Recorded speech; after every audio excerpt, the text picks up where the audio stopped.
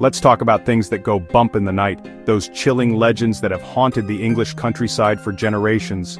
When the sun dips below the horizon and the world is cloaked in darkness, the imagination runs wild. Shadows stretch, the wind whispers through the hedgerows, and every distant sound seems to carry a story. Picture yourself on a foggy East Anglian lane, the kind where the mist is so thick you can barely see your feet, and every step forward feels like a journey into the unknown. The silence is heavy, broken only by the occasional rustle in the hedges. Suddenly, a low, menacing growl vibrates through the mist, sending a shiver down your spine. Two fiery red eyes glare at you from the darkness, a massive, jet-black hound, its form looming and spectral, the size of a small horse, its presence both terrifying and mesmerizing. This is Black Shuck, England's legendary ghost dog, a creature whispered about in pubs and around firesides, whose legend has endured for centuries. Things you only talk about at the back of the cave.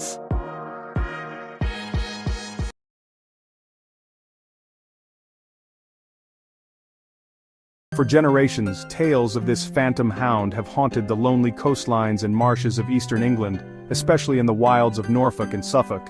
Locals speak of strange encounters on windswept beaches and in shadowy churchyards where the air feels thick with secrets. Some say Black Shuck is a harbinger of doom, a spectral omen whose appearance foretells disaster or death. Others believe he's a guardian spirit, silently watching over lost travelers and guiding them to safety when the fog is at its thickest. Imagine being alone on a deserted path, the only sound your own footsteps when suddenly you sense you're not alone. Is it fear, or is it protection?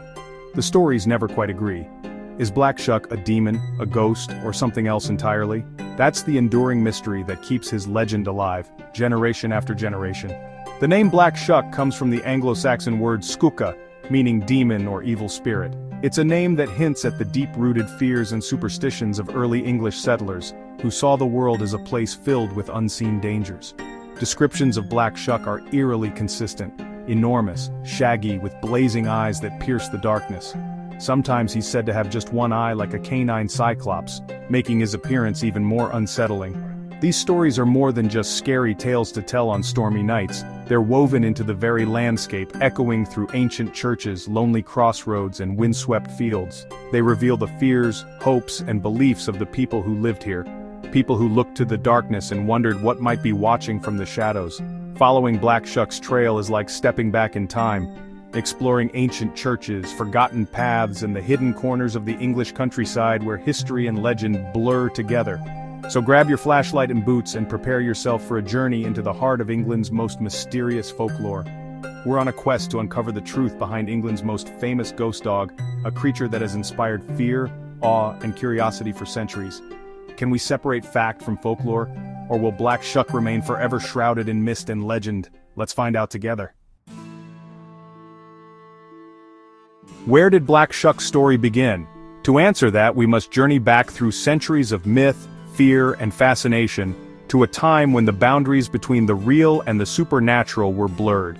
To find out, we dig deep into English history and folklore. The story of Black Shuck is woven into the very fabric of East Anglia, but its roots stretch far beyond the region, into the heart of Britain's ancient past. Ghostly black dogs aren't unique to East Anglia. They appear across Britain as the Barghest, the Girt dog, and more. Each region has its own version, but all share a common thread, a mysterious, spectral hound, often seen as a harbinger of doom. These legends may have been inspired by real encounters with large, wild dogs, or perhaps by the primal fear of the unknown that lurks in the darkness. Over time, these stories grew, shaped by the people who told them and the landscapes they haunted. But Black Shuck reigned supreme in East Anglia, a region shaped by Norse settlers and ancient superstition. The flat, windswept fens and lonely marshes of Norfolk and Suffolk provided the perfect backdrop for tales of a supernatural beast. The Norse god Odin had two wolves. As Christianity spread, these protective spirits became demonized. What was once a guardian became a warning, a creature to be feared rather than revered. Shuck comes from skugga, demon, marking the shift from pagan guardian to devilish omen. The very name is a reminder of how beliefs can change, twisting old symbols into new terrors. In a world before electric lights, the night was truly dark and dangerous. Every shadow could hide a threat, and every unexplained sound could be a sign of something sinister lurking just out of sight. strange noises, or a stray dog could spark wild tales. A glimpse of glowing eyes in the hedgerow, a howl carried on the wind. These moments became the seeds of legend, retold and embellished around countless firesides. Legends like Black Shuck explained the unexplainable: sudden deaths, storms, or bad luck. When disaster struck, people looked for meaning, and the legend of the black dog offered an answer, however terrifying. These stories were cautionary. Don't wander at night, stay on the path, beware the unknown. They were warnings passed down through generations, shaping how people lived and moved through their world. Black Shuck wasn't just entertainment, he was a survival guide. The legend kept people safe, reminding them of the dangers that waited in the darkness beyond their doors. The legend became part of the culture, growing more terrifying with each generation. Each retelling added new details, new horrors, making Black Shuck ever more real in the minds of those who heard his story. It's a living story, as real to locals as the land itself. Even today, the tale of Black Shuck lingers in the mists and shadows, a reminder of the power of myth and the enduring fear of the unknown. And it all started with a shadow in the dark, a fleeting glimpse that became a legend, echoing through the ages. Now, we come to perhaps the most chilling and unforgettable Black Shuck tale of all, the infamous events at Blythburgh in the year 1577. This story has echoed through the centuries, whispered in the shadows of Suffolk, and it all began on a stormy summer day. As a violent thunderstorm raged outside, the villagers of Blythburgh sought refuge within the thick stone walls of Holy Trinity Church. The wind howled, rain battered the stained glass, and thunder rolled overhead, shaking the very foundations of the ancient building. Inside, the congregation huddled together, praying for safety as lightning flashed through the windows, illuminating their anxious faces. Suddenly, with a deafening crash that seemed to split the storm itself, the heavy wooden doors of the church burst open. A blinding flash of lightning lit up the nave, and the congregation gasped in terror. There, framed in the doorway, stood a monstrous black hound, its fur matted and dripping, its eyes glowing like coals in the darkness. The creature was larger than any dog the villagers had ever seen, and its presence seemed to suck the warmth from the air. Panic erupted instantly.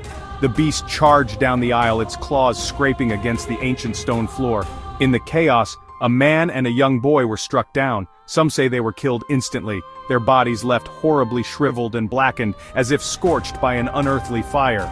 Screams echoed through the church as people scrambled for safety, convinced they were witnessing a visitation from the devil himself. As the terror reached its peak, a bolt of lightning struck the church steeple, sending it crashing down in a shower of stone and sparks. The storm outside seemed to answer the chaos within, as if nature itself was in league with the beast. And then, just as suddenly as it had appeared, the monstrous hound vanished.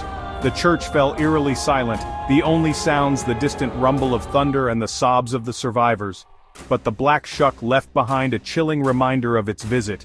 Deep, scorched marks gouged into the church's north door. These blackened streaks, burned into the ancient wood, are still visible to this day. Locals call them the devil's fingerprints, a permanent scar from that night of terror. For centuries, people have debated the origin of these marks. Were they truly left by a demonic hound, or simply the result of lightning striking the church during the storm? The mystery has never been solved.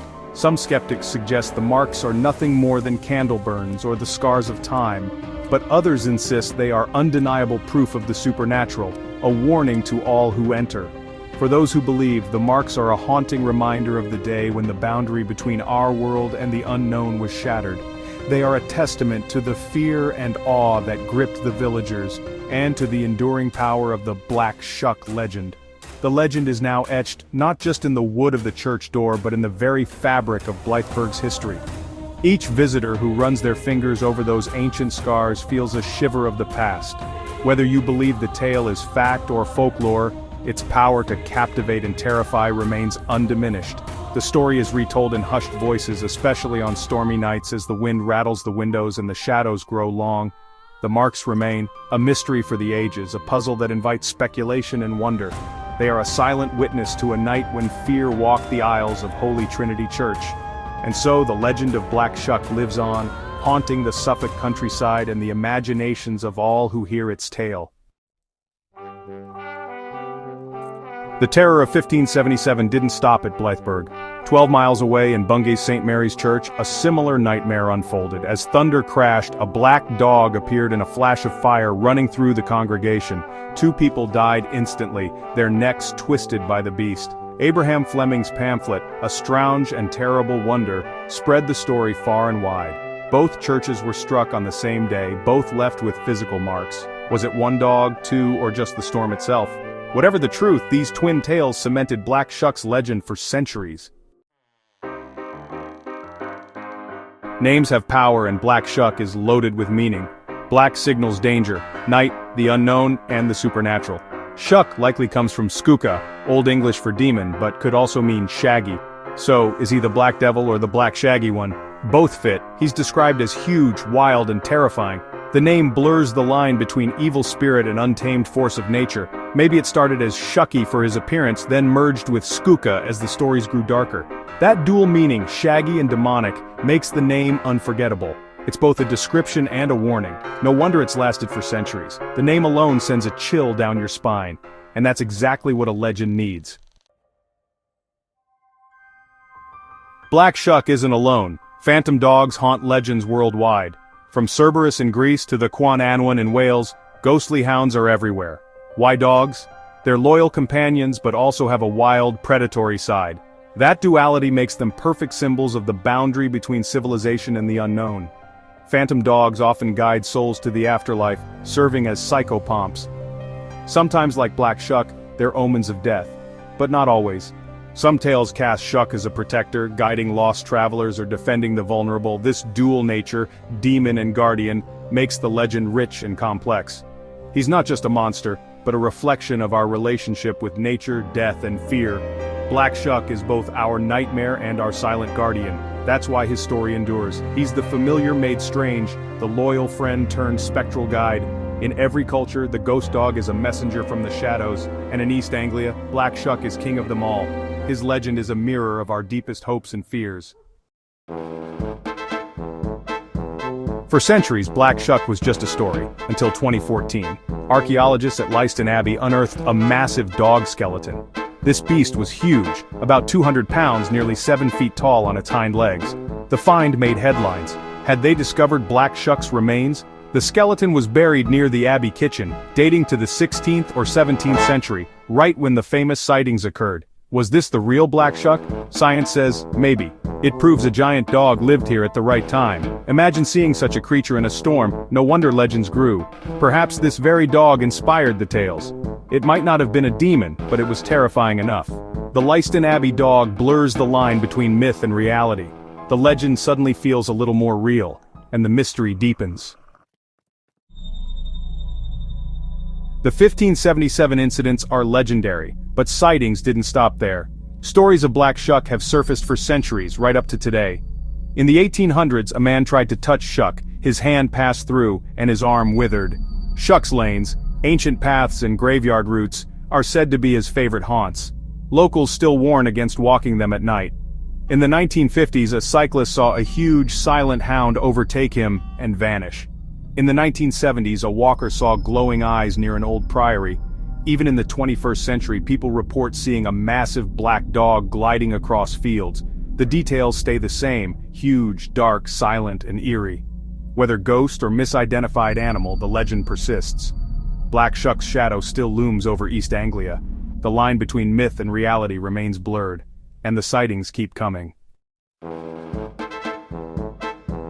Why do people keep seeing phantom dogs?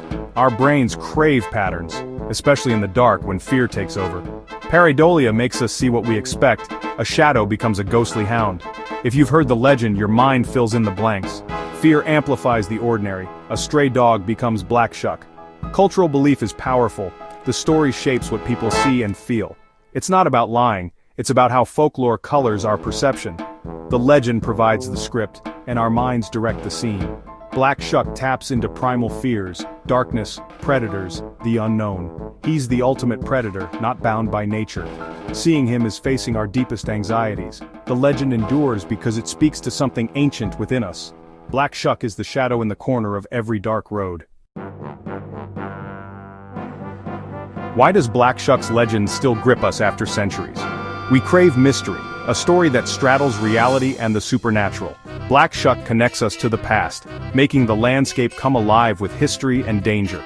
He turns a country walk into an adventure, a brush with the unknown. The legend is a cultural icon for East Anglia, giving the region a unique identity. In a world of sameness, local legends preserve heritage and wonder. We want to believe there's more to the world than what we see. Black Shuck reminds us that magic and mystery still lurk in the shadows. As long as there are lonely roads and foggy nights, his story will haunt our imaginations. The legend endures, inviting us to keep searching the darkness for a glimpse of the unknown.